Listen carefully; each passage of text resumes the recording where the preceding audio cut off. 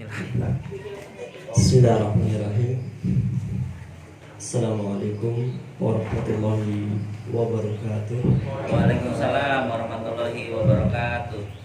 Innal hamdalillah nahmaduhu wa nasta'inuhu wa nastaghfiruh wa na'udzu billahi min shururi anfusina wa min sayyiati a'malina. Man yahdihillahu fala mudilla lahu wa man yudlil fala hadiya lahu.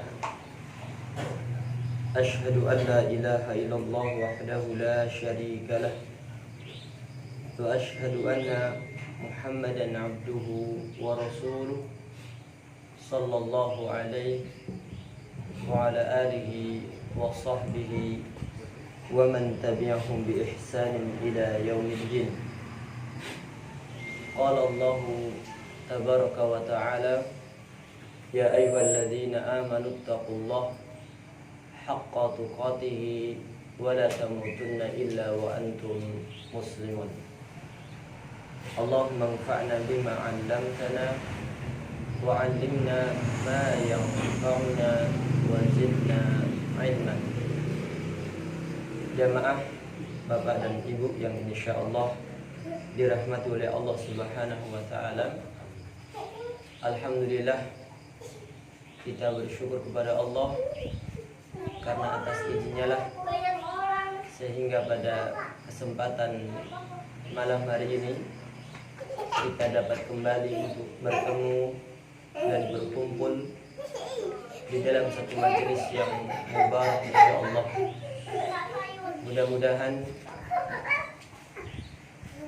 langkah-langkah kita yang kita langkahkan dari rumah hingga sampai di tempat ini dicatat oleh Allah Subhanahu wa taala sebagai salah satu amal soleh yang diterima olehnya.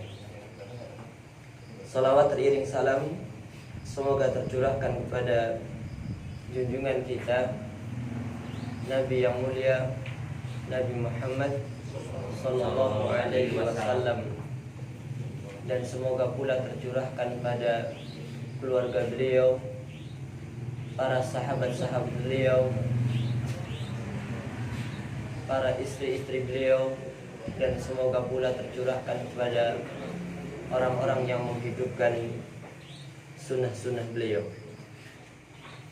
Kita lanjutkan pembicaraan kita pada pembahasan surat Al-Fatihah, dan terakhir kita membicarakan pada ayat yang keempat, Maliki Yaumiddin.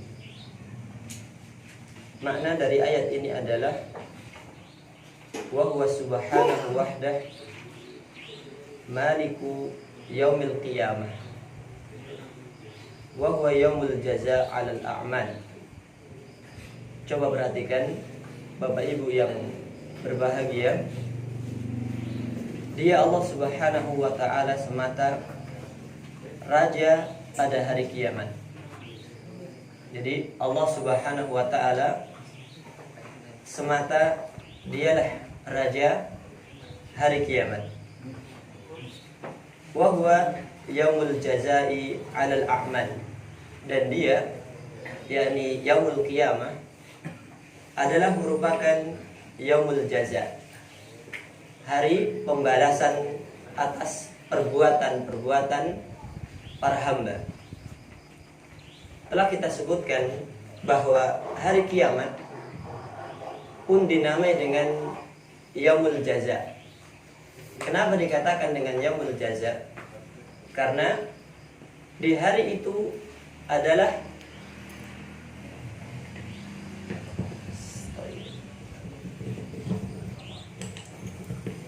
nah, Bapak Ibu yang dirahmati oleh Allah Subhanahu wa taala, Allah Subhanahu wa taala semata dialah raja pada hari kiamat.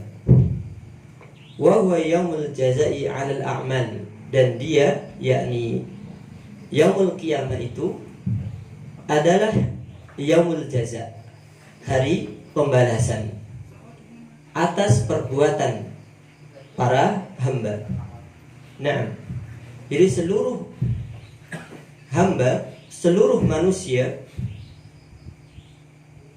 dan seluruh makhluk, maka pada hari kiamat kelak mereka akan mendapatkan balasan dari setiap apa yang dia lakukan. Jika kebaikan maka dia akan diberi balasan kebaikan. Jika keburukan yang dia lakukan pun dia akan mendapatkan balasan dari keburukan-keburukan yang dia lakukan. Yang jelas al-jaza'u min jinsil amal, bahwasanya balasan itu sesuai dengan jenis perbuatannya. Wa fi qira'atil muslim hadhihi al-ayah fi kulli raq'atin min salawatihi tazkirun lahu bil yaumil akhir. Coba perhatikan. Seorang muslim senantiasa membaca ayat ini pada setiap rakaat dari solat-solatnya adalah merupakan bentuk tazkirah, merupakan bentuk yakni diingatkan ya baginya dengan hari akhir. Ini satu di antara faedah. Kenapa?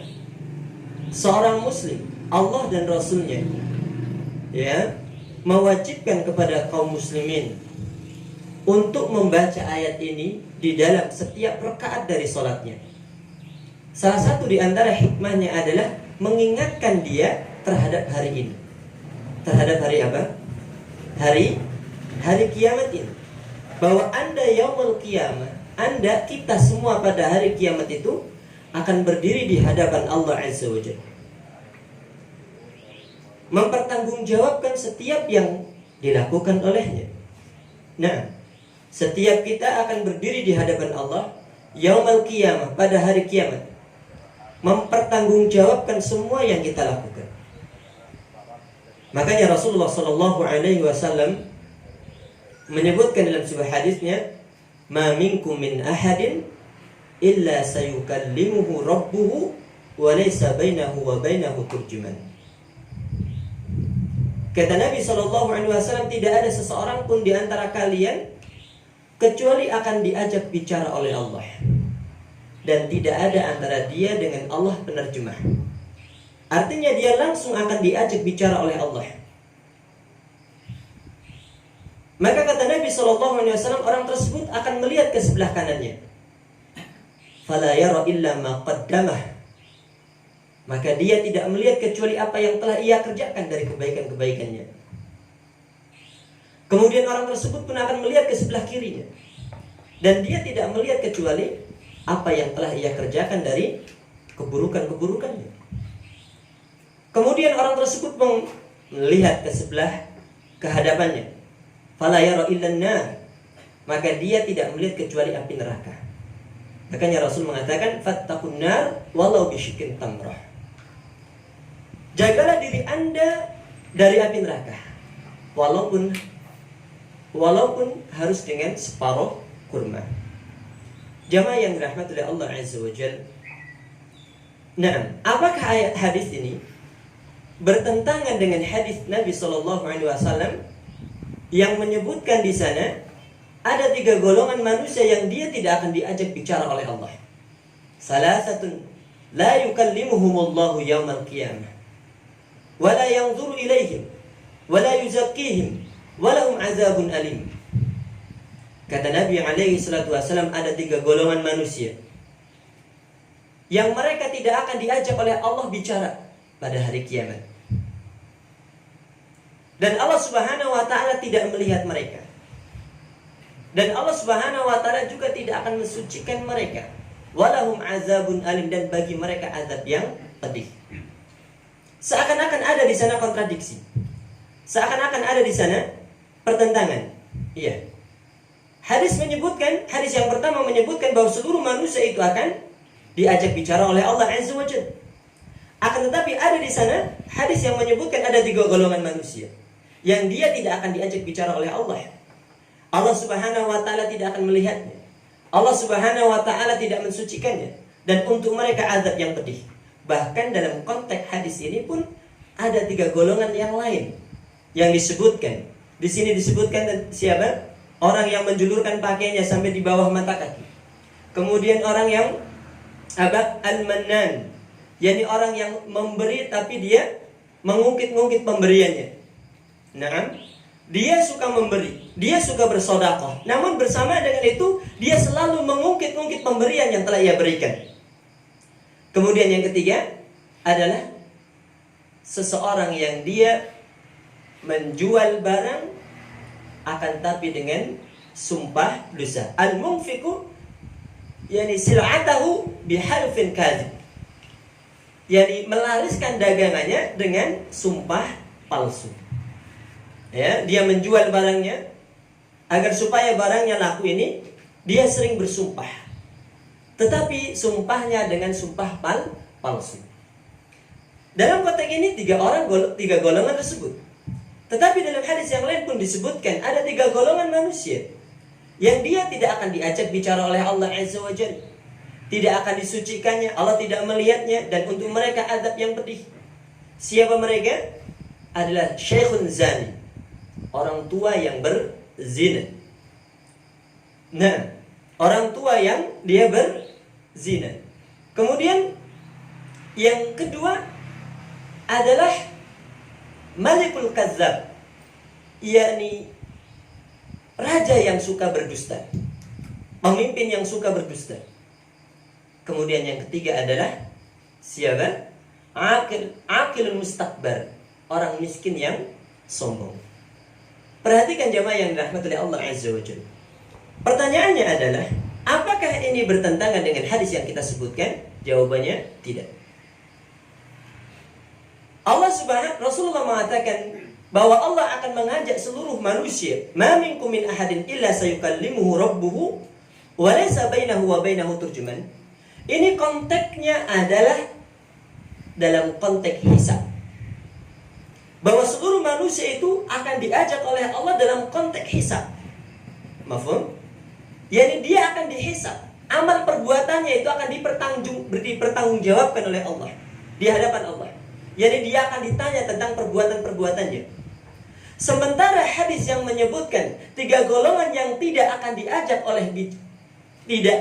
bicara oleh Allah, ini adalah konteksnya bersifat takrim, pemuliaan bagi orang yang diajak bicara oleh Allah. Allah memuliakan orang yang diajak bicara.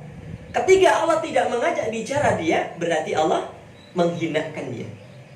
Berarti Allah menghinakannya. Makanya Allah kata, hadis menyebutkan di akhir-akhirnya, walahum azabun alim, dan untuk mereka azab yang pedih. Bagi siapa ya akhi? Bagi orang yang poin yang tadi, yang Allah tidak ajak bicara dia, yang Allah Subhanahu wa ta'ala tidak melihat mereka, yang Allah Subhanahu wa ta'ala tidak mensucikan mereka, dan untuk mereka azab yang pedih. Dialah siapa? Orang-orang yang musbil izar, orang yang menjulurkan pakaiannya sampai di bawah mata kaki. Kemudian seseorang yang apa tadi? Orang-orang yang mengungkit-ungkit pemberiannya, al-mannan, orang-orang yang mengungkit-ungkit pemberiannya. Dia sudah berikan sesuatu kepada orang lain, namun bersama dengan itu dia selalu mengungkit-ungkitnya. Kemudian yang ketiga adalah seseorang yang menjual barangnya, ya, melariskan dagangannya, tetapi dengan sumpah palsu. Yang jelas jamaah yang berbahagia, ini yakni mafhum, pemahaman dari hadis tersebut, wallahu taala a'lam. Nah,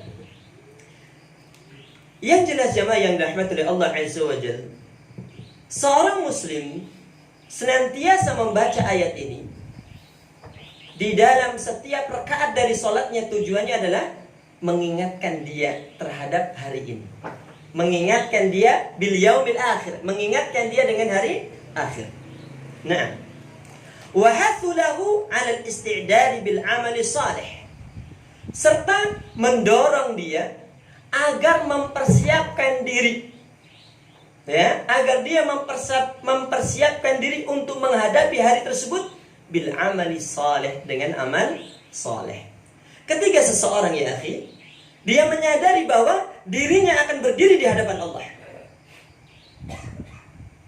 Allah Subhanahu wa taala akan menghisabnya. Allah Subhanahu wa taala akan memberikan balasan atas semua perbuatan yang dia lakukan. Apa yang muncul pada diri kita ketika kita menyadari itu semuanya? Maka akan muncul pada diri kita semangat untuk mempersiapkan diri menghadapi hari itu dengan amal saleh. Nah, dengan beramal saleh. Wal kaffu 'anil ma'asi was sayyi'at, dan menjaga, menahan diri dari melakukan kemaksiatan dan keburukan-keburukan. Orang yang sadar dengan hari kiamat, orang yang sadar akan kampung akhirat, maka dia akan menjadi orang yang selalu berusaha mengamalkan kebaikan-kebaikan dan meninggalkan berbagai keburukan-keburukan. Pertanyaannya, ya, kenapa kok dia berusaha untuk beramal soleh, menjalankan ketaatan dan meninggalkan kemaksiatan? Kenapa? Jawabnya apa? Kenapa kok kita mau menjalankan perintah Allah dan mau meninggalkan larangannya? Satu orang datang kepada Anda membawa khamr, ditawarkan kepada Anda, monggo minum khamr. Jawab Anda apa? Gak mau. Pertanyaannya, kenapa Anda gak mau? Kenapa Anda gak mau? Baik, datang bulan Ramadan. Kemudian Anda berpuasa di bulan Ramadan. Tiba-tiba ada orang yang memberikan kepada Anda sebuah makanan yang sangat lezat. Dan tidak ada seseorang pun kecuali Anda dengan si fulan yang akan memberikan makanan. Kemudian ditawarkan, silahkan makan. Anda mengatakan apa? Saya sedang berpuasa. Kan tidak ada orang. Subhanallah. Kenapa Anda tidak mau melanggar larangan-larangan Allah? Karena Anda meyakini adanya yaumul qiyamah. Anda meyakini ada yaumul jaza. Karena Anda meyakini adanya hari pembalasan atas perbuatan yang dilakukan oleh seorang hamba, sehingganya Anda menjadi orang-orang yang senantiasa berupaya dan berusaha untuk melakukan kebaikan-kebaikan dan ketaatan-ketaatan supaya mendapatkan balasan kebaikan di sisi Allah Azza wa Jalla. Dan inilah hikmah Allah mengingatkan kita dengan yaumul qiyamah, sehingganya ayat ini senantiasa dibaca di dalam solat-solat kita, bahkan di setiap rakaat dari solat yang kita kerjakan. Tujuannya adalah Allah, yakni agar Anda ingat terhadap kampung akhirat. Nah, kemudian jamaah yang dirahmati oleh Allah Subhanahu wa taala, ayat selanjutnya, iyyaka na'budu wa iyyaka nasta'in. Coba dibaca terjemahnya, Pak, yang keras. Hanya kepada Engkaulah kami menyembah, dan hanya kepada Engkaulah kami mohon pertolongan. Nah, coba perhatikan mana ayat.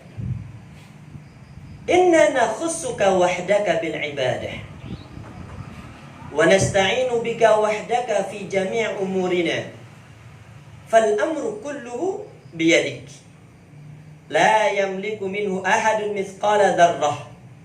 Coba perhatikan Bapak Ibu yang dirahmati oleh Allah Azza wa Jalla. Sesungguhnya kami mengkhususkan kepada Engkau ya Allah semata ibadah. Ya, makna ayat iyyaka na'bud ay nakhussuka wahdaka bil ibadah. Kami mengkhususkan kepada Anda semata, yakni kepada Engkau ya Allah, ibadah. Ini merupakan bentuk apa? Bentuk ikrar. Ya, merupakan bentuk apa? Pernyataan kita bahwa kita hanya akan mengkhususkan ibadah untuk Allah, menyerahkan ibadah hanya kepada Allah Azza wa Jalla. Pertanyaannya, kenapa kok hanya kepada Allah saja? kita berikan ibadah ini? Jawabnya apa?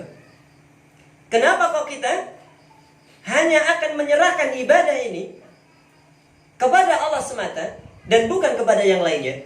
Jawabnya apa? Jawabnya apa? Jawabnya, karena dialah Allah zat yang berhak untuk diibadahi. Kenapa kok Allah saja yang berhak untuk diibadahi? Jawabnya apa? Kenapa kok Allah semata yang berhak untuk diibadahi, kok bukan yang lainnya?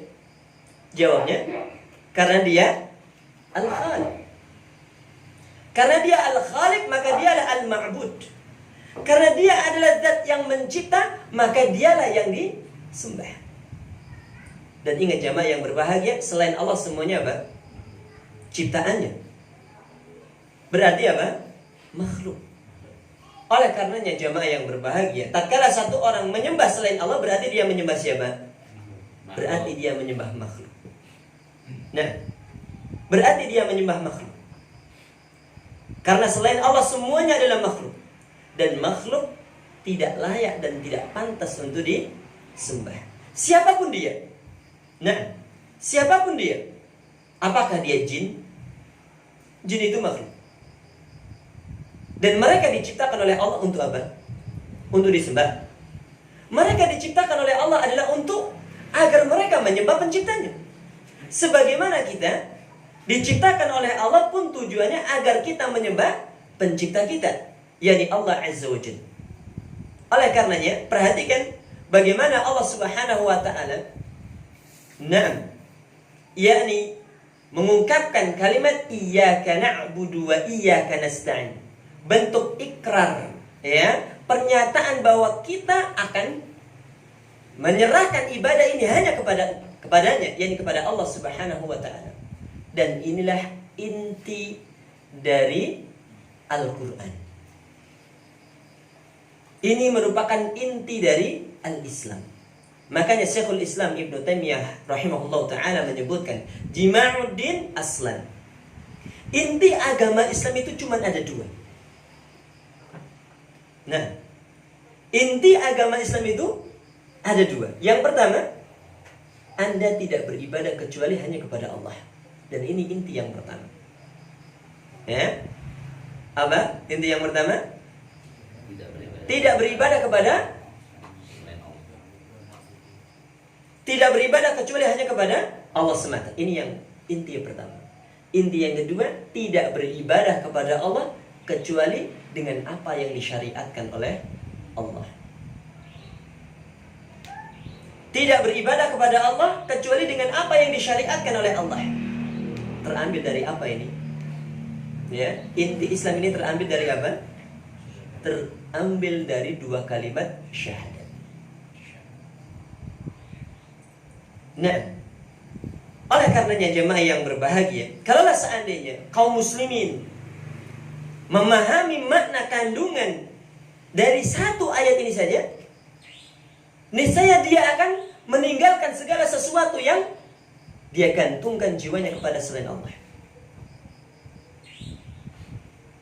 Nah, dia tidak akan menggantungkan jiwanya kepada jin.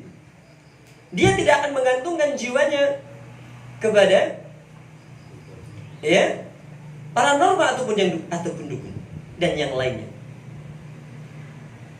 Akan tetapi jamaah yang berbahagia, amat sangat disayangkan banyak di antara kaum muslimin tidak memahami, tidak memahami makna ayat ini, pun juga tidak memahami makna kandungan yang terkandung di dalam syahadat yang dia ucapkan.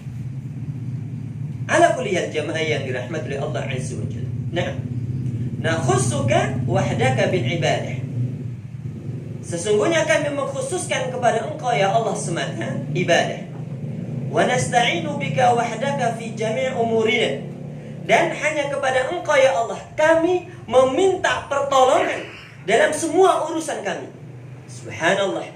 Problem apapun yang Anda dapatkan, hendaknya mintalah pertolongan kepada Rabb Anda, Allah Azza wa Jalla. Dan inilah ikrar yang senantiasa kita ungkapkan di dalam salat kita, bahwa kita akan menyerahkan, kita akan memohon pertolongan dalam semua urusan-urusan kita hanya kepada Rabbul Izzati wal Jalalah. Kepada Allah Subhanahu wa taala, Rabb yang di tangannya segala urusan makhluk.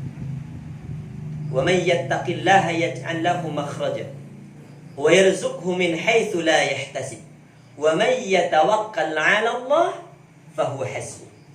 Lihat bagaimana Allah Subhanahu wa taala mengabarkan dan menjelaskan kepada kita. Barang siapa yang dia bertawakal kepada Allah, maka sudah cukup baginya. Oleh karenanya jamaah yang berbahagia, apapun problem dan permasalahan yang kita hadapi, maka hendaknya kita meminta pertolongan kepadanya. Nah, meminta pertolongan kepadanya. Fal amru kulluhu biyadik. Sesungguhnya semua urusan itu di tangan Allah. Ini satu hal yang perlu kita pahami jemaah. Bahwa semua urusan di tangan Allah Azza wa Jalla. Oleh karenanya, mohonlah pertolongan kepada Allah. Bersandarlah kepadanya.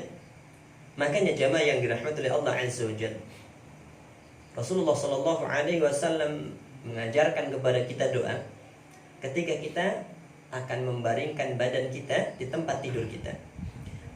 Dan Rasulullah alaihi wasallam perintahkan, jadikanlah doa ini kalimat terakhir sebelum kita sebelum kita tertidur. Apa doanya? Allahumma aslamtu nafsi ilaika wa wajjahtu wajhi ilaika wa fawwadtu amri ilaika wa alja'tu dhahri ilaika raghbatan wa rahbatan ilaika la malja'a wa la manja minka illa ilaika amantu bi kitabika alladhi anzalta wa bi nabiyyika alladhi arsalta. Nabi sallallahu alaihi wasallam menyebutkan barang siapa yang menjadikan doa ini terakhir, ya, yang dia ucapkan sebelum dia tidur dan tatkala dia meninggal dunia, maka dia meninggal dunia dalam keadaan fitrah. Subhanallah. Dan apa makna kandungan yang terdapat di dalam doa ini? Coba perhatikan. Allahumma aslamtu nafsi ilaika. Ya Allah, aku serahkan jiwaku kepada Engkau. Subhanallah. Lihat kandungan yang luar biasa yang ada di dalam doa ini. Menyerahkan jiwa kita kepadanya. Allahumma aslamtu nafsi ilaika wa wajjahtu wajhi ilaika, dan aku hadapkan wajahku kepadamu. Wa fawwadtu amri ilaika, dan aku serahkan urusanku kepadamu. Kenapa kita serahkan urusan kita kepada Allah? Karena segala urusan itu semuanya biyadillah. Semua urusan kita ya akhi, biyadillah, di tangan Allah Subhanahu wa ta'ala. Dialah Allah Azza wa Jalla, Al-Hayyu Al-Qayyum. Dialah Allah Subhanahu wa ta'ala, zat yang maha hidup, zat yang senantiasa mengurusi makhluknya. Jamaah yang berbahagia. Nah, dan setiap kita menyadari bahwa kita ini adalah makhluk yang lemah. Artinya tanpa pertolongan Allah, kita ini tidak bisa apa-apa.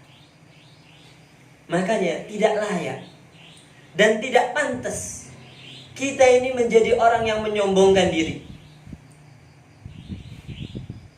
dengan kemampuan kita, dengan kedudukan kita, dengan jabatan kita, dengan harta kita, ataupun yang lainnya. Karena sesungguhnya semua yang Anda miliki adalah semua atas pertolongan Allah Jalla Jalaluhu. Nah,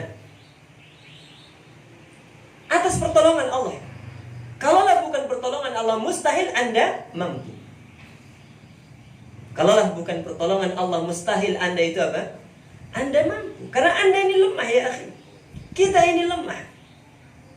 Makanya selalu kita mengatakan la haula wala quwwata illa billah. Dan ini merupakan poin yang harus kita sadarkan diri kita. Sehingga kita menjadi orang yang tawadhu, rendah hati, dan tidak menjadi orang yang mustakbir, orang yang menyombongkan diri. Betapapun Anda lemah, betapapun Anda kuat, sejatinya Anda lemah. Betapapun Anda perkasa, sejatinya Anda adalah lemah. Lemah selemah-lemahnya. Karenanya, kita senantiasa meminta pertolongan kepada Allah Subhanahu wa ta'ala. Sebab apa? Fal amru kulluhu biyadih. Karena sesungguhnya semua urusan itu di tangan Allah Subhanahu wa ta'ala. Oleh karenanya, barang siapa yang dia meminta pertolongan kepada Allah, niscaya dia akan mendapatkan pertolongan itu. Dan barang siapa yang dia bersandar kepada selain Allah Azza wa Jalla, maka bersiap-siaplah untuk apa? Untuk menyesal. Kenapa? Karena dia bersandar kepada sesuatu yang mereka tidak mampu memberikan pertolongan. Tidak mampu memberikan pertolongan. Fal amru kulluhu biyadihi, la yamliku minhu ahadun mithqala dzarratin. Tidak ada seseorang pun yang memiliki urusan tersebut, walaupun sesuatu yang sangat kecil. Ala kulli hal, jamaah Bapak Ibu yang semoga dirahmati oleh Allah Azza wa Jalla. Jadi ayat ini intinya adalah memerintahkan kepada kita untuk memberikan ibadah dan segala sesuatunya kepada Allah Subhanahu wa ta'ala. Disebutkan dalam tafsir yang lain, al-ushrul akhirah, al-ushrul akhir di dalam minal Quran. Di sini disebutkan, iyyaka na'budu wa iyyaka nasta'in, nakhussuka bil ibadah. Kami mengkhususkan kepada Engkau ya Allah ibadah. Wa nakhussuka bil isti'anah, dan kami mengkhususkan kepada Engkau bil isti'anah, yakni pertolongan. Memberikan ibadah dan pertolongan itu hanya kepada Allah Subhanahu wa ta'ala. La na'budu ghairaka wa la nasta'inu. Kami tidak akan beribadah kepada Anda, kepada selain Anda, dan juga tidak akan meminta pertolongan kepada selain Anda. Ya? Kami tidak akan beribadah kepada selain Engkau ya Allah. Dan kami juga tidak akan meminta pertolongan kepada selain Engkau. Ini makna ayat. Wal ibadah. Adapun ibadah maknanya aqsa ghayatil khudu'i wal dhulli. Adapun ibadah maknanya, yakni secara bahasa, adalah puncak ketundukan dan kerendahan. Ya, puncak ketundukan dan kerendahan. Ini makna ibadah secara bahasa. Apa? Makna ibadah secara bahasa, puncak ketundukan dan kerendahan. Maknanya jamaah, kalau kita ambil makna ini, konteks ayat wa ma khalaqtul jinna wal insa illa liya'budun, tidaklah kami menciptakan jin dan manusia kecuali agar mereka beribadah kepadaku, yakni beribadah kepada Allah Subhanahu wa taala. Maka konteksnya di sini mafhumnya apa? Allah Subhanahu wa taala tidaklah menciptakan kita kecuali agar supaya kita tunduk dan merendahkan diri kepadanya. Wa fi syar'i, adapun makna ibadah secara syar'i, ibaratun amma yajma'u kamalul mahabbah wal khudu' wal khauf. Adapun makna ibadah secara syar'i, ibadah itu merupakan ungkapan, ya, ungkapan yang menggabungkan tentang kesempurnaan cinta, ketundukan dan takut. Mafhum? Kemudian jamaah yang berbahagia, diungkapkan di sini menggunakan huruf nun. Nun itu, nun di sini yakni bermakna nahnu. Nahnu itu kami, ya. Maknanya di sini tidaklah untuk apa? Untuk bermakna mengagungkan diri, tidak. Ya, tidak bermakna apa? Untuk mengagungkan diri. Na'buduka, kami menyembahmu. Dia menggunakan, kenapa kau tidak menggunakan a'budu, saya menyembahmu? Ya. Di sini diungkapkan wal maji'u bin nuni li ikhbari da'i an nafsihi wa an ghairihi. Digunakan dengan lafaz nun adalah tujuannya untuk mengabarkan tentang dirinya dan selainnya. La li ta'zimi nafsi, bukan bertujuan untuk mengagungkan dirinya. Kan misalkan kalau kita pembawa acara, sering dia menggunakan di sini kami, padahal cuman seorang diri, tetapi dia menggunakan kami. Sesungguhnya kami di sini mewakili atau ya kami gitu ya. Tujuannya apa dia menggunakan kami? Tujuannya adalah untuk mengagungkan dirinya di hadapan orang. Mafhum? Akan tetapi di dalam konteks ayat ini, na'buduka, kami menyembahmu, tidak bermaksud untuk mengagungkan dirinya di hadapan Allah. Akan tetapi tujuannya di sini adalah mengabarkan tentang dia dan selainnya. Hanya akan beribadah kepada Anda, Allah semata. Mafhum ya? Baik. Qaddimat al-ibadah 'ala al-isti'anah likaunil ula wasilatun ila tsaniyah. Coba perhatikan, Bapak Ibu yang dirahmati oleh Allah Azza wa Jalla, didahulukan kalimat ibadah atas isti'anah karena yang pertama merupakan wasilah untuk yang kedua.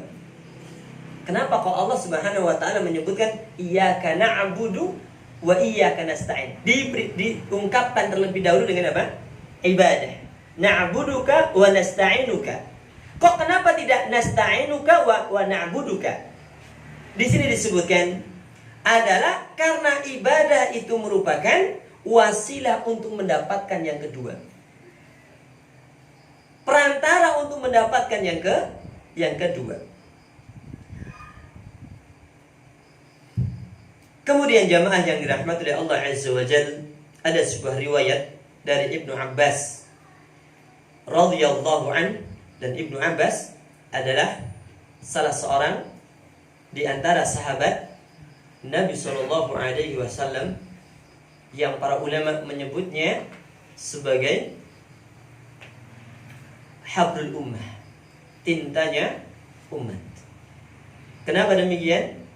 Karena memang luasnya, dalamnya ilmu Ibnu Abbas, sehingga beliau dijuluki dengan habrul ummah, tintanya umat. Beliau radhiyallahu ta'ala anhu menjelaskan makna iyyaka na'bud. Ya, iyyaka na'bud ay iyyaka nuwahhid wa nakhafu ya rabbana la ghairaka. Kata Ibnu Abbas, mana iyyaka na'bud, iyyaka nuwahhid wa nakhafu ya rabbana la ghairaka.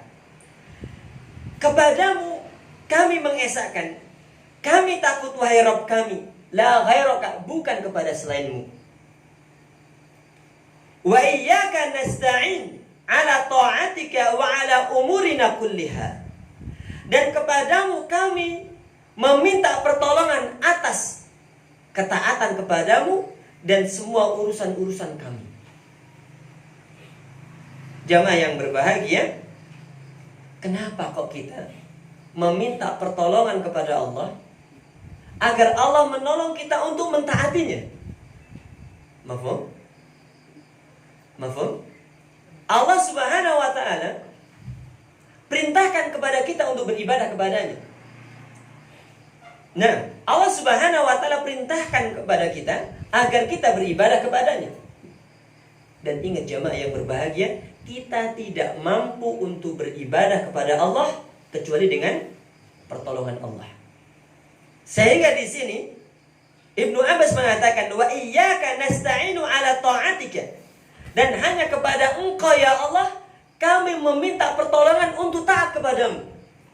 Karena tanpa pertolongan Allah mustahil kita mampu taat kepada Allah.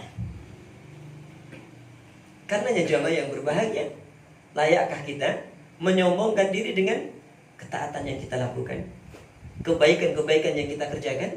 Jawabnya tidak layak. Kenapa? Karena Anda menjadi orang yang taat itu semata-mata atas pertolongan Allah. Makanya Rasulullah Sallallahu Alaihi Wasallam mengajarkan kepada kita doa, dan ini sering kita ungkapkan selepas dari salat fardu kita mengucapkan Allahumma a'inni ala zikrika wa syukrika wa husni ibadati.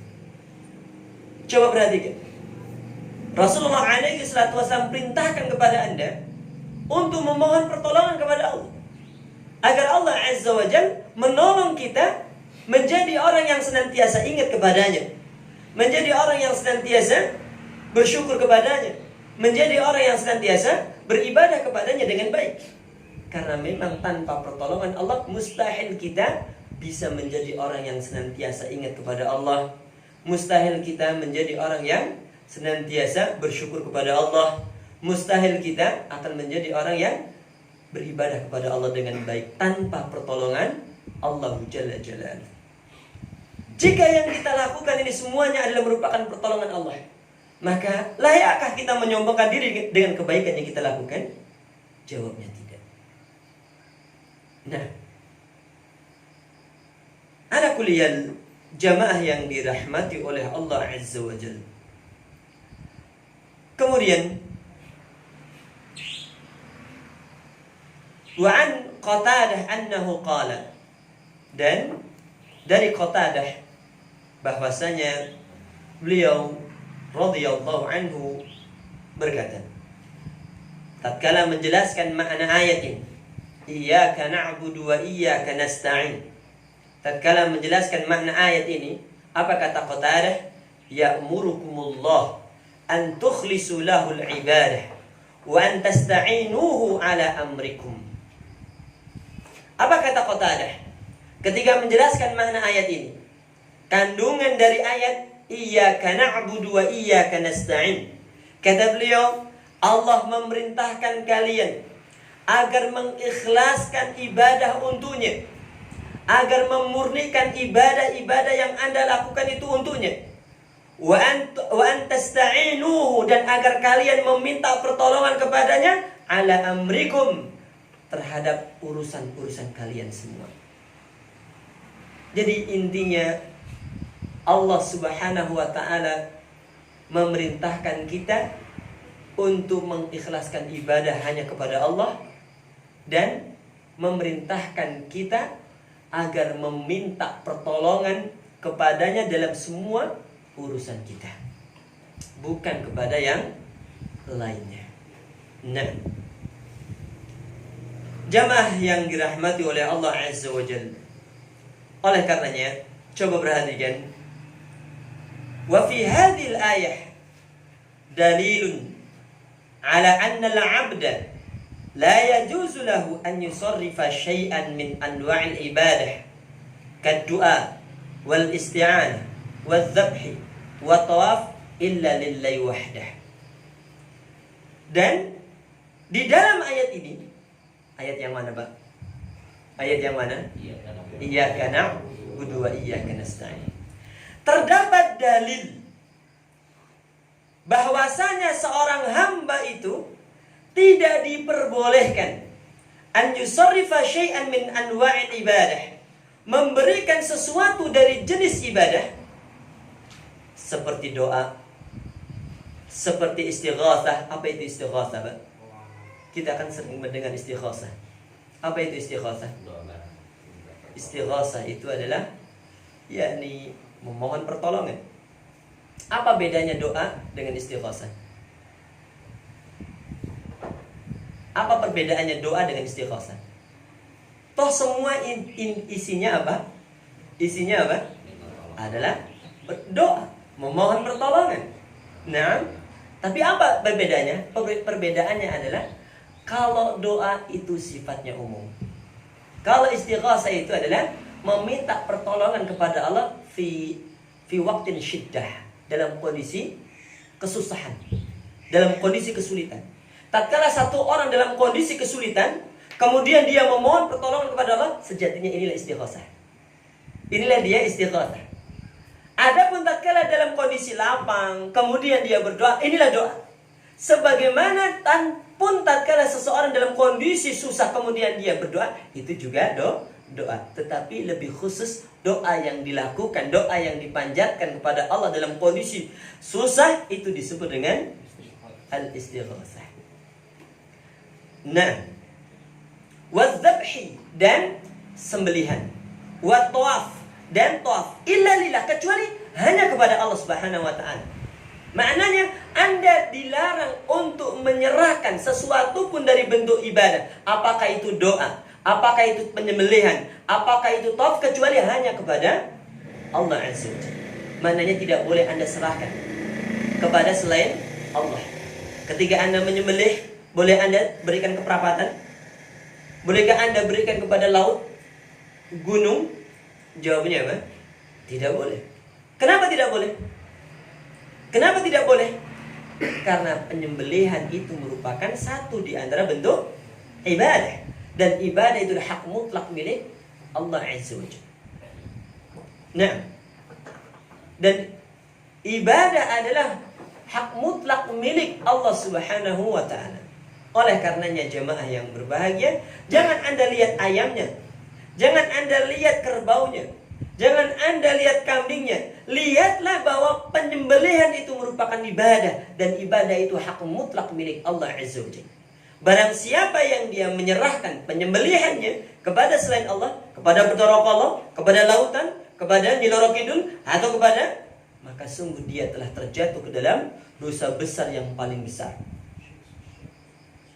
Apa itu? Syirik. Mungkin antum pernah membaca sebuah hadis Nabi alaihi salatu wasallam tentang seseorang yang dia berkurban dengan seekor lalat. Nah, ujungnya apa? Ujungnya apa? Allah campakkan dia ke dalam neraka. Rasulullah sallallahu alaihi wasallam menyebutkan, dakhala al-jannata ya fi dzubabin wa dakhala an-nar fi dzubabin. Ada seseorang yang dia masuk ke dalam surga karena sebab lalat, dan ada seseorang yang masuk neraka karena seekor lalat. Kaifa dzalika ya Rasulullah?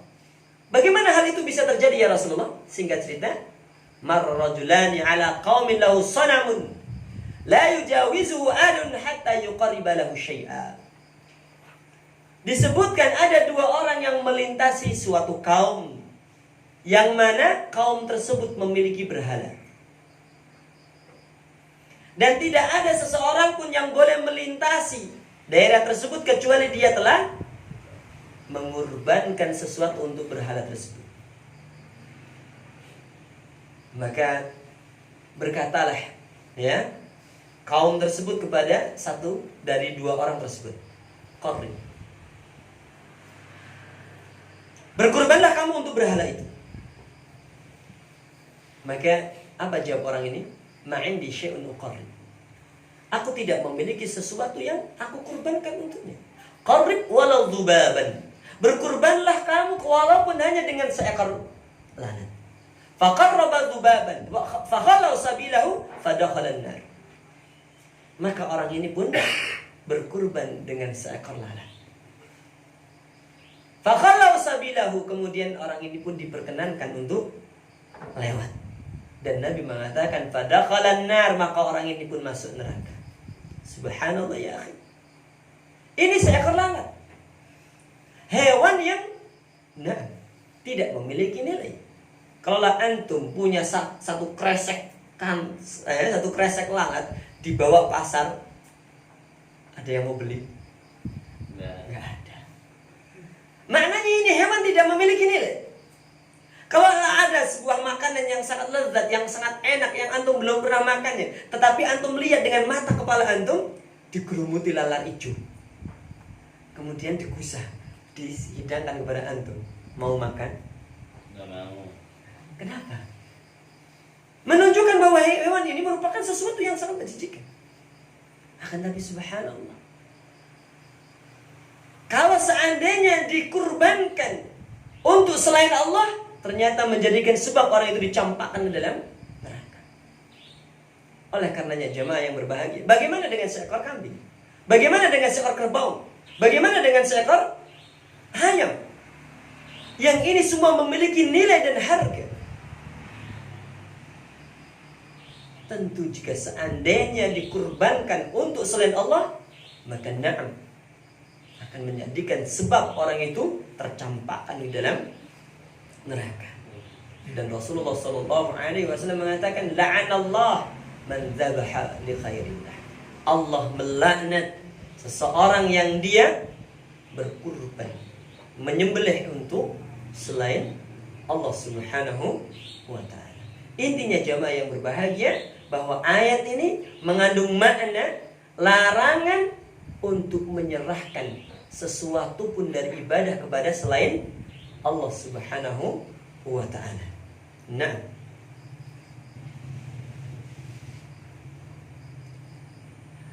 wa fiha shifa'un qulubin min da'i ta'alluqi bi ghairillah. Dan di dalam ayat ini juga terdapat shifa'un qulub, obat hati. Ya. Di dalam ayat ini juga terdapat apa? Obat hati dari ketergantungan kepada selain Allah Azza wa Jalla. Kalau satu orang memahami makna kandungan yang ada di dalam ayat ini, maka dia tidak akan menggantungkan jiwanya dengan jimat. Dia tidak akan menggantungkan jiwanya dengan raja-raja. Subhanallah, satu orang pengen dagangannya laris, kemudian dia datang ke fulan meminta ramuan supaya dagangannya laris. Ada sebuah kisah, ini kisah menarik Pak. Ada seseorang yang dia berjualan minyak pelaris. Kemudian dia menawarkan kepada teman saya, dan teman saya nggak mau. Kemudian ditanya, sudah laku berapa mas? Belum laku. Subhanallah, dia berjualan minyak pelaris, ternyata dirinya sendiri nggak laris. Subhanallah, kan lucu. Dia menjual minyak pelaris, tapi dagangan dia sendiri nggak laris. Nah, terus, tapi kenapa kok banyak di antara kita ini kok tersengsem dengan hal-hal yang seperti itu? Ini semua karena kejahilan dan kebodohan kita dengan hakikat dari agama kita sendiri. Jauhnya kita dari akidah yang benar, jauhnya kita dari akidah yang lurus, yang menjadikan kita ini terbelenggu dengan berbagai belenggu-belenggu yang menjauhkan kita dari al-haq, kebenaran dari Allah Subhanahu wa ta'ala. Kalaulah seandainya Anda memahami dan mengetahui bahwa segala urusan biadillah, segala urusan di tangan Allah, maka tidak mungkin Anda akan menggantungkan jiwa Anda dengan jimat. Tidak mungkin Anda akan menggantungkan kepada mbah-mbah dukun. Nah, kenapa? Ya, satu orang kok bisa, ya, apa ya, mengagungkan makhluk sedemikian rupa. Itu semuanya karena sebab adanya ketergantungan jiwanya kepada selain Allah Subhanahu wa ta'ala. Nah, ala kulli jamaah yang berbahagia, jika kita memahami makna iyyaka na'budu wa iyyaka nasta'in, niscaya Anda akan terbebaskan dari ketergantungan dengan makhluk, dan hanya akan menggantungkan jiwa Anda kepada Rabbul Izzati wal Jalalah, bergantung kepada Allah Subhanahu wa ta'ala. Dan ingat jamaah yang berbahagia, bersandar, bergantung, bertawakal hanya kepada Allah merupakan iman. Bahkan para ulama menyebutkan, tidak ada keimanan pada diri seseorang ketika dia bergantung kepada selain Allah Azza wa Jalla. Tidak ada keimanan pada diri seseorang ketika dia menggantungkan jiwanya kepada selain Allah. Makanya Rasulullah SAW mengatakan, man 'allaqa tamimatan faqad asyrak. Barang siapa yang menggantungkan jimat-jimat, maka sungguh dia telah mempersekutukan Allah Azza wa Jalla. Coba bayangkan Bapak Ibu yang berbahagia, orang yang sudah terbiasa menggantungkan jiwanya kepada selain Allah, maka dia tidak akan pede keluar rumah atau bepergian tanpa dia membawa sesuatu yang senantiasa jiwanya dia gantungkan kepadanya.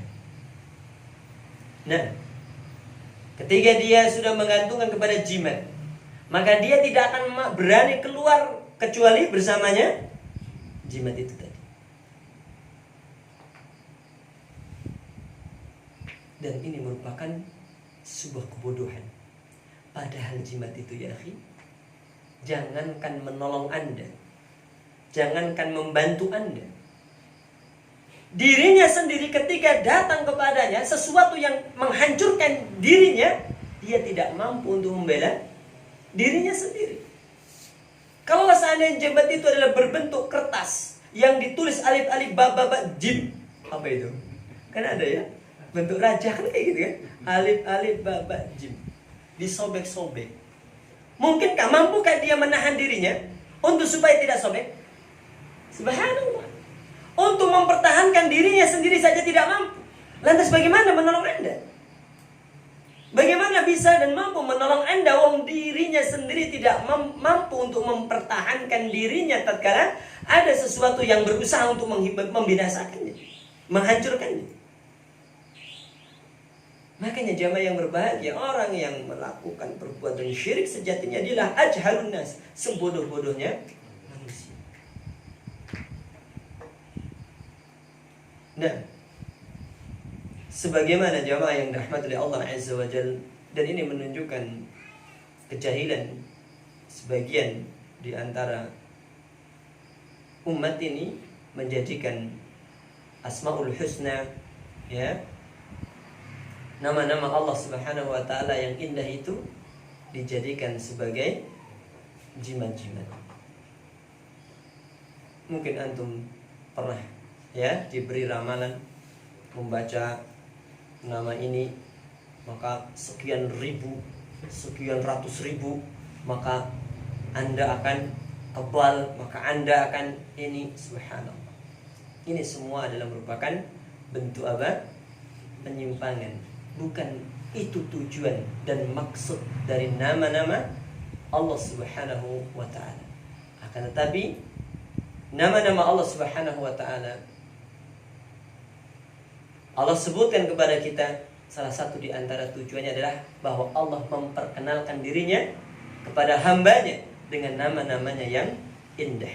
Dan bukan bertujuan untuk supaya Anda menjadikan dia sebagai raja-raja atau jimat-jimat atau sesuatu-sesuatu yang sejatinya tidak pernah diinginkan oleh Allah Subhanahu wa ta'ala dan Rasulnya. Nah, intinya jamaah yang dirahmati oleh Allah Azza wa Jalla, wa fiha shifa'ul qulubi min da'i ta'alluqi bi ghairillah. Di dalam ayat tersebut terdapat obat hati dari penyakit ketergantungan kepada selain Allah. Wa min amradir riya, dan juga dari penyakit riya.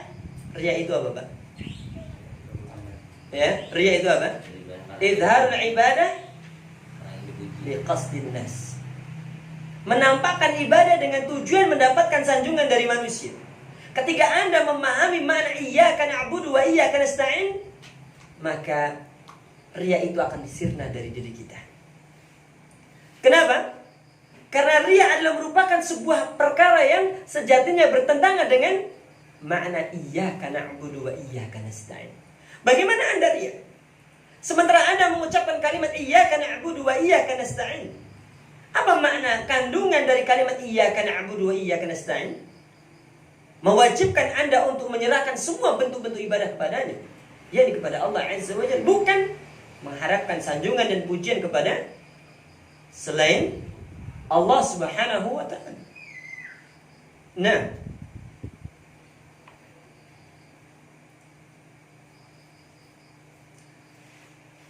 wa min amradir riya'i wal 'ujubi wal kibriya, dan juga di dalam ayat tersebut mengandung obat dari penyakit-penyakit riya, penyakit ujub, dan penyakit sombong. Ya, ketika kita memahami makna kandungan dari ayat ini, maka akan sirnalah dari jiwa-jiwa kita, dari hati-hati kita penyakit sombong. Kenapa kok hilang dari kita penyakit sombong? Loh, Anda mampu itu atas pertolongan Allah. Bagaimana Anda sombong? Bagaimana Anda membanggakan diri? Loh, Anda itu mampu atas pertolongan Allah. Kalau Anda dibiarkan tanpa pertolongan Allah, mustahil Anda itu akan mampu. Maka ini satu hal yang harus kita sadari jemaah. Ya, satu hal yang harus kita sadari, bahwa diri kita mampu ini dan mampu itu, sejatinya itu semua atas pertolongan Allah. Nah, sebagaimana ayat ini juga menyembuhkan penyakit hati dari ujub. Ujub itu apa sih? Ya, hampir mirip dengan apa? Dengan sombong, ya. Mirip dengan sombong. Dan telah kita sebutkan pada pertemuan yang lalu, Rasulullah SAW mengabarkan ada dua perkara yang membinasakan. Yang pertama apa? Kemarin? Siapa yang masih ingat? Yang pertama apa kemarin? Iya, ujub. Ya. Yang pertama apa? Ujub. Yang kedua? Asap. Yang kedua adalah berputus asa dari rahmat Allah Subhanahu wa ta'ala. Al-halaku fi isnan. Kebinasaan itu ada pada dua perkara. Al-ujub wal qunutu min rahmatillah. yakni berbangga diri dan berputus asa dari rahmat Allah Subhanahu wa taala. Nah, kemudian jamaah yang dirahmati oleh Allah Azza wa Jalla. Udah ngantuk belum, Mbak? Kalau saya ngomong nggak ngantuk. Tapi kalau saya yang dengarkan mungkin akan terkantuk-kantuk. Baik. Nah, kemudian ayat yang selanjutnya, Ihdinas siratal mustaqim. Ihdinas siratal mustaqim. Baik, coba dibaca artinya, Pak. Tunjukkanlah kami jalan yang lurus. Nah, coba perhatikan Bapak Ibu yang dirahmati oleh Allah Subhanahu wa taala. Disebutkan di dalam tafsir 10 terakhir ya, 10 terakhir. Al-hidayah ya al-irsyad. Hidayah itu maknanya adalah al-irsyad. Irsyad itu apa sih? Bimbingan. Au taufiqul ta'ah, atau taufik untuk melakukan berbagai ketaatan-ketaatan. Ihdinas siratal mustaqim. Ya. Di sini di konteksnya adalah makna pertama beliau sebutkan hidayah. Hidayah itu adalah al-irsyad. Irsyad itu bimbingan. Au taufiqul ta'at, atau taufik untuk melakukan ketaatan. Dan hidayah sebagaimana dijelaskan oleh para ulama terbagi menjadi dua. Hidayatul bayan wa hidayatul taufiq. Hidayah bayan, penjelasan. Ini setiap manusia memilikinya. Setiap manusia itu memiliki hidayatul bayan. Yang kedua, hidayatul taufiq. Adapun hidayah taufik, maka ini mutlak milik Allah. Ya, maka hidayah taufik itu mutlak milik Allah Subhanahu wa taala. Makanya Allah Subhanahu wa taala menyebutkan tentang nabinya yang mulia, Nabi Muhammad alaihi salatu wasallam, "Innaka la tahdi man ahbabta, walakinnallaha yahdi man yasha." Coba perhatikan bagaimana Allah Subhanahu wa taala berkata kepada nabinya, "Innaka la tahdi man ahbabta." Sesungguhnya engkau ya Muhammad tidaklah mampu memberikan hidayah kepada orang yang engkau cintai. Ini Nabi Muhammad ya akhi. Dia mengharapkan pamannya Abu Thalib untuk memeluk Islam.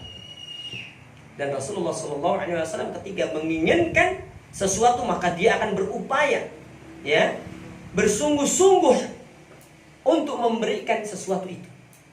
Dan beliau SAW menginginkan pamannya Abu Thalib, orang yang telah banyak berjasa kepadanya, menginginkan agar dia memeluk Islam.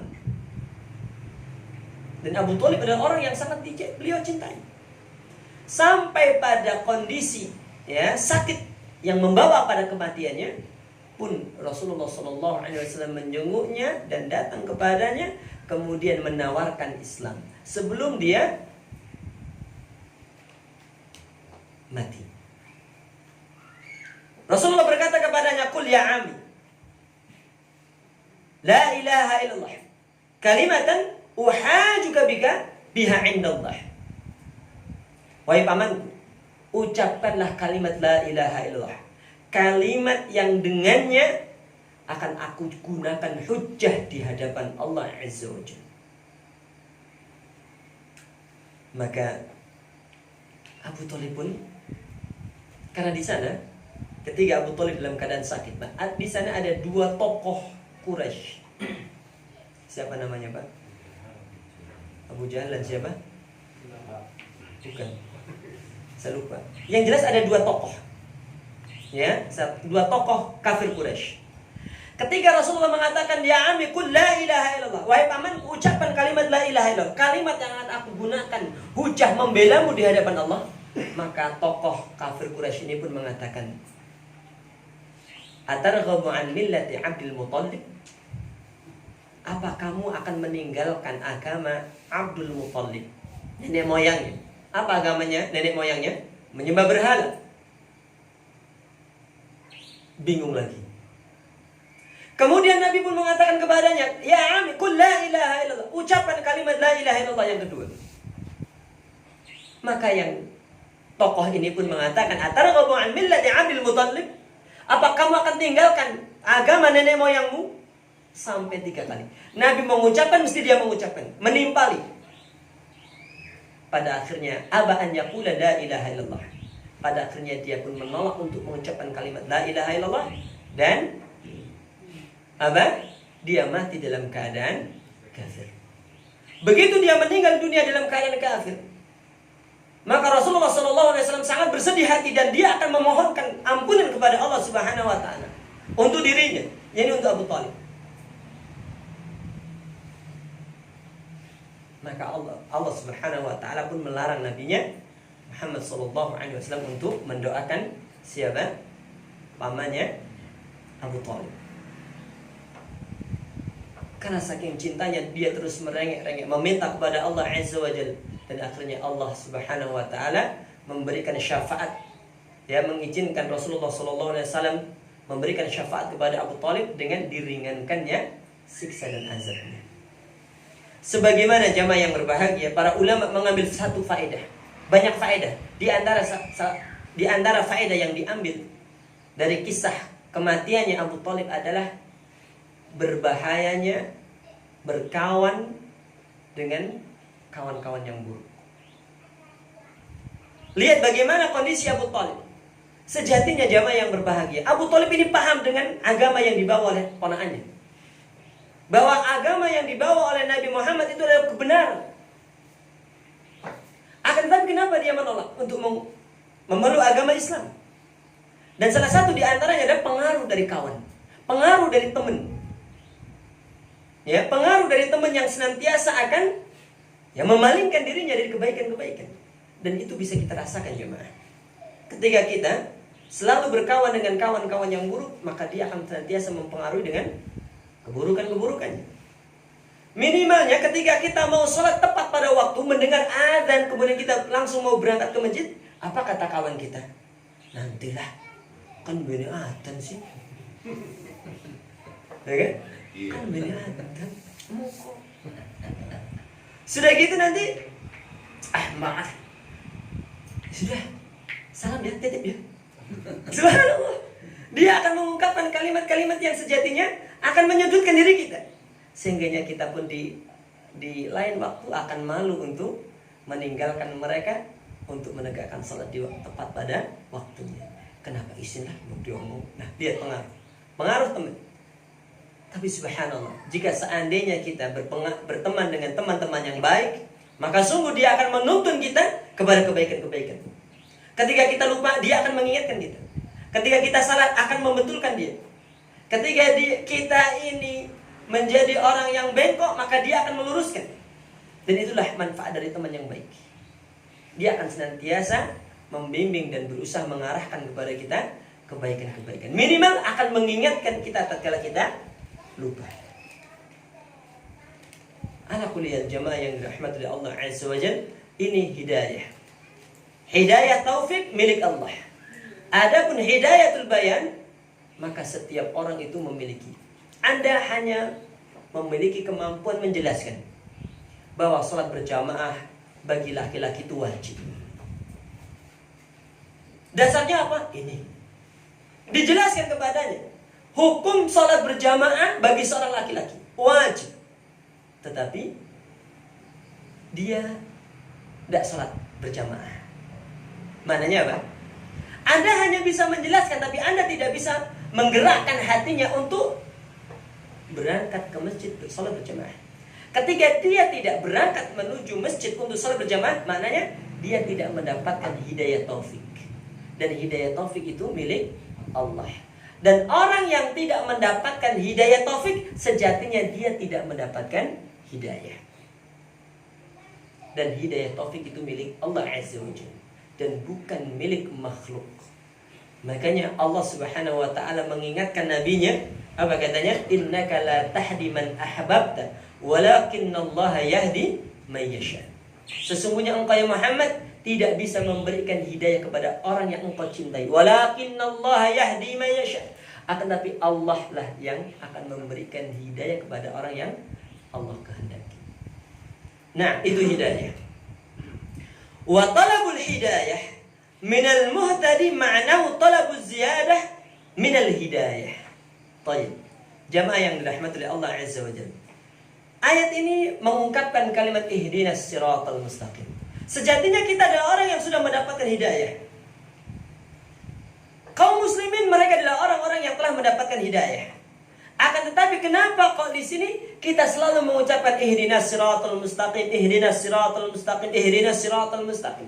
Padahal kita adalah orang yang sudah mendapatkan hidayah. Apa makna yang terkandung di dalamnya? Di sini disebutkan talabul hidayah minal muhtadi, ma'nahu talabuz ziyadah minal hidayah. Permohonan hidayah dari orang yang telah mendapatkan hidayah, maknanya adalah meminta tambahan hidayah. Maknanya apa? Meminta tambahan hidayah. Karena mungkin kita paham dengan hidayah ini, sehingga kita mengamalkan ini. Tapi dalam perkara yang lain kita belum tahu.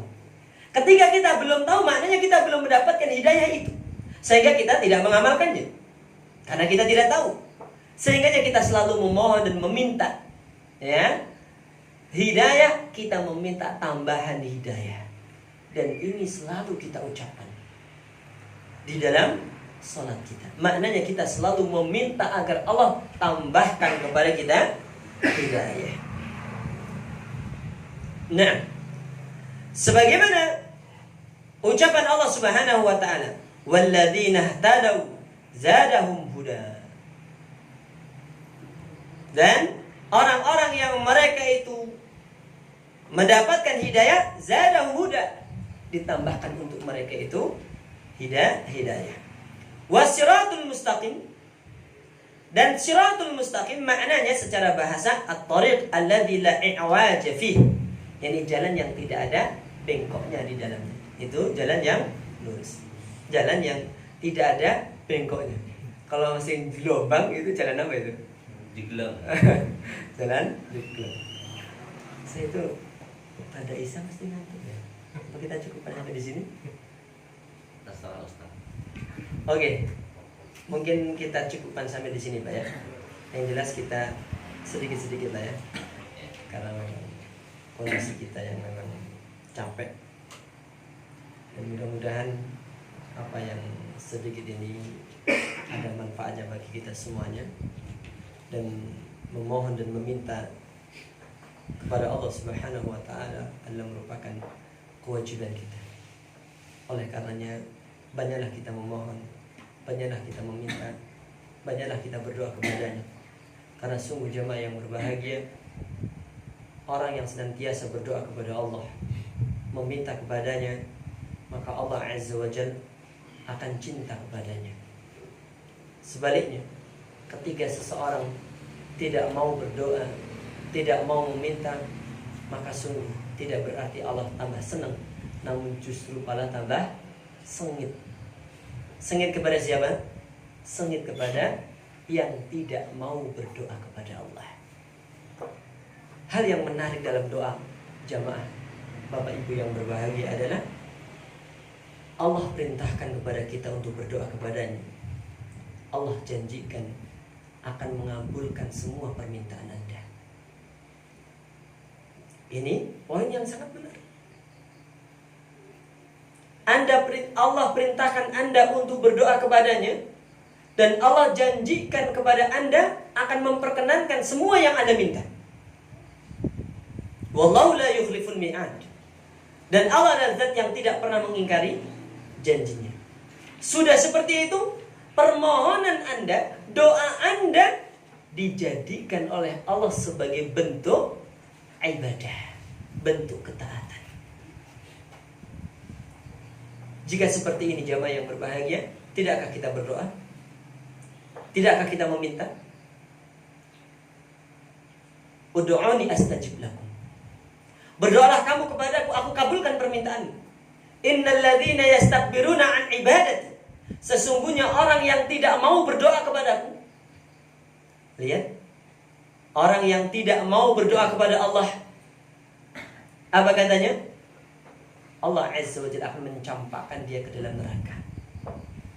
Sayadkhuluna jahannama dakhirin. Maka niscaya dia akan masuk ke dalam neraka dalam keadaan terhina.